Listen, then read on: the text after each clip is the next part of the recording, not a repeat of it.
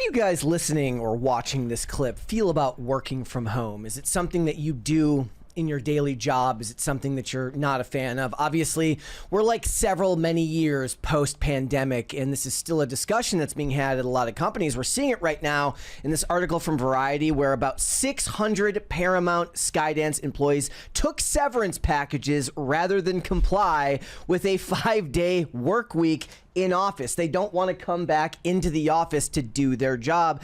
And I asked this question mainly because I've never actually been somebody who had a job that I was able to do working from home. Even here doing this job, even though my job requires me to talk in front of a camera, I'm in a studio here and I commute into work.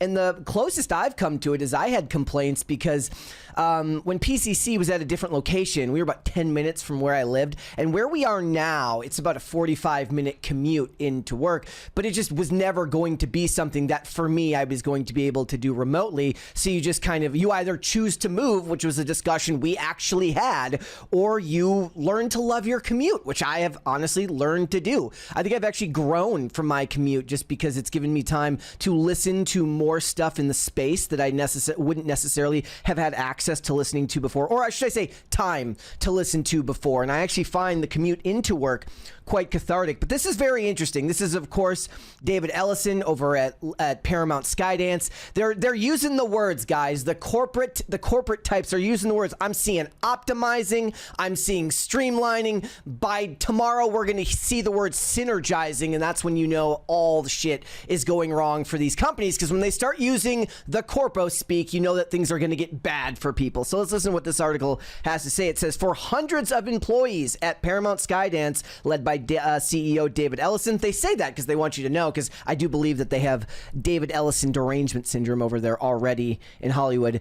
Taking a voluntary buyout package evidently would be preferable to coming back into the office full time or getting involuntarily terminated. I think that's a big part of it. Look, Paramount has already cut over 1,000 jobs. They did that last month. And in a recent newsletter, or a recent letter from David Ellison and them talking to investors, they have the plans to cut 1,600 more jobs from their workforce. Obviously, everybody knew that that was going to happen. When Paramount and Skydance merged together, that's what happens in corporate America. Jobs get cut. So some of these people, they see the writings on the wall and they're going to get out of there. Perhaps they feel it as if it's with their head held high and it gives them time to look for new work. But in today's economy, I don't even know where that work is going to come from. And I've got my own thoughts on where they're going to be going as these media companies become tech companies.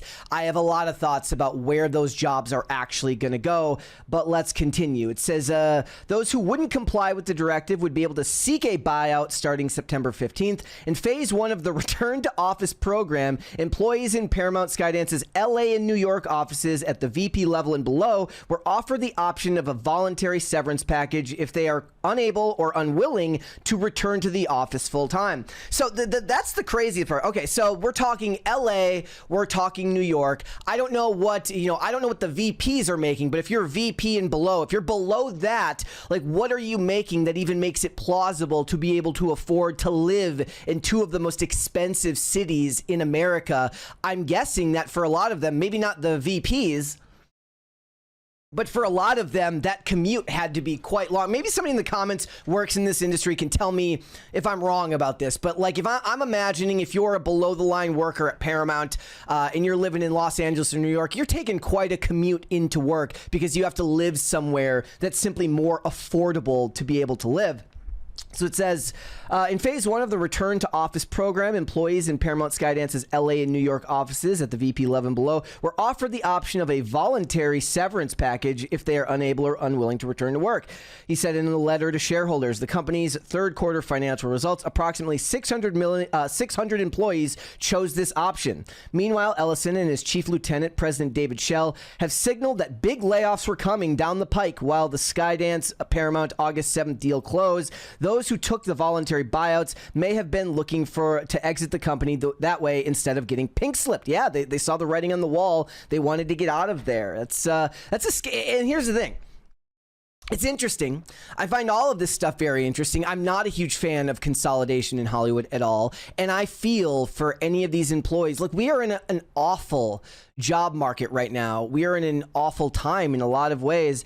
And look, we just saw President Trump talking about we need to get more H-1B visas. And we had a whole discussion on IRL the other night about what that means, given the fact that H-1B visas does not mean that you're going to be hiring the best of the best. And from what I was able to gather, I asked Grok quickly. I was like, how many H-1B visas are there in Hollywood? Like, is this something that the big companies like NBC Universal and Disney and Paramount and Warner Brothers, is this something that they use readily? Again, take it for what it is, but Grok said like maybe 10 between all of those companies. I don't know if I believe that or, what access it has to the filings. But I will tell you what I do believe, which is that, look, these companies are starting to look at themselves less like entertainment companies and more like technology companies. And do you want to know where H-1B visas are absolutely prominent?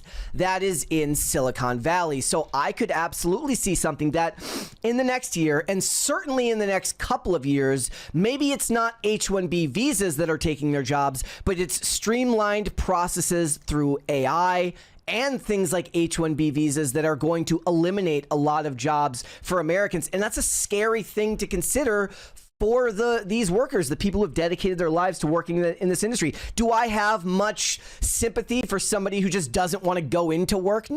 No, I don't. Like, go in and do your job. Look, there's all sorts of studies that have been done on the concept of productivity. And then there is the hardworking, very, very self-motivating employees that can get just as much or if not more done at home left to their own devices. But, in the general workforce, I don't know how realistic that actually is of the majority of the work populace. I don't. And a lot of people are using it because they want to split time. Did you see that story? It was like earlier this year of somebody, they had 3 jobs. Like they had 3 remote jobs. I think they got in trouble for it because they had 3 high salary remote jobs. And the point that people were making that were pro this business model were like, look, if he can get all 3 jobs work done at one time, why shouldn't he? And it's hard to argue with that, but to pretend like that would be the norm is a bit out there. But this is what's happening in animation. They want to be able to work from home because COVID proved that business model can work, albeit perhaps not nearly as well or as streamlined as it is in the office. And for me, like, I need to come into work to focus. I think that's true. Like, I do believe that I'm self-starting enough, and I get guilty if I'm not doing my work, right? Like, I need to be working on something. But the thing is like, and there's nobody looking over my shoulder. I'm pretty much left to my own devices. The crazy part is like, I can go a whole day without seeing almost anyone from work other than my co-host. And I still don't know if I would want unfettered, unlimited access to be able to just kind of do the work as I please, because a big part of the day for me is routine and ritual and being able to approach each day the same because it allows me to collect my thoughts and do my work the best way I know how to do it. And I don't believe that I would be able to do this job as well, not just the organization, not just the planning, but the organization and delivery and all that. I think it's incumbent for me personally on being able to structure it around going into work. But I do understand where the argument is from other people who are saying they don't. But most people are going to be like, look, go into your job, commute into work. It's time to get back to the office. This isn't 2020 anymore. It says, in addition to Q3 earnings, Paramount said it has divested. Oh, I'm sorry. I need to go up one more there. It says about 1/4 of Paramount's CEO, senior VPs and higher were terminated as part of the layoffs, enabling us to streamline decision making. There's that word, streamline. When you start hearing the word streamline and integration, you are screwed. That is the corporate, like scythe wielding, devil coming to tell you that you're about to be out of a job. You're like, oh no. They're synergizing. That is a bad thing. By optimizing our leadership layers and overall talent base, we are now better positioned to align resources with our strategic priorities and invest boldly in areas. So they used optimized, they used streamlined, they used align resources, and all of the other buzzwords that you expect to hear from the corporate office suits when you know that somebody's about to be screwed at their job. Look, this is what happens when these types of corporate buyouts and takeovers happen. I think a lot of the people there saw the writing on the wall, so they're making a value judgment. If I return to office and prove to be a team player, is that enough to prevent me from getting the axe? If you're on the Paramount side of things, I have to assume that David Ellison is going to be partial to the Skydance side of the employees when he's talking about keeping specific employees on. If there's redundancy at that job, you know, the guy coming in from Skydance is likely going to be preferential unless you are very, very good, indispensable, which is very, very few people in these industries. Let's face it, he's going to be preferential to the people that he worked with beforehand. And look, they're looking to advance past just the cost-cutting measures of these operations. They're looking to invest more. I saw this article from Deadline. Paramount is upping their annual film slate to at least 15 movies in 2026. I think they were like 6 or something this year, maybe less. It says Paramount has made it official today that its theatrical release slate is growing to at least 15 movies in 2026. Currently, there are 9 dated in ComScore, which are listed below. Note, at the post-merger Hollywood presser this past summer, Paramount co-chair Josh Greenstein emphasized the goal for theatrical releases with 15 titles a year annually. Paramount boss David Ellison mentioned that the studio pre-merger had 8 theatrical releases annually. Today's note to shareholders said our 2025 film slate has underperformed, with most titles expected to miss their lifetime profit targets. That's what it is, guys. Look, when it comes down to it, and I say this all the time, when the creatives in the industry, when they talk about the art and when they talk about not being able to make the art that they want, or that the studios didn't have faith in them with the art that they created, you know, they meddled in the creative process, or they canceled projects before they came out, and they scream to the high heavens about the suits, and I get it. Look, if you are an artist and what you want purely is to create, that's how you function. That's how you're wired. I get it. But the thing is you're making a deal with the devil because you're working in one of the most, if not the most, capitalist industry, despite what they virtue signal with. It is an extremely capitalist industry. They want to make money. They want to profit. And that's going to be even more so as they use algorithms to decide what to greenlight, because they're more tech company than they are entertainment company. You know, you're not going to be able to win them over with anything other than fantastic box office return on investment. Now you're going to get the outside projects, right? We just had a whole discussion this week about Christie and Sydney Sweeney talking about, you know, we don't make all movies to make a profit. We make movies to send a message and to, you know, the feels. I get it. But those are small budget, and that one wasn't even that small budget, movies that are never expected to have strong return on investment.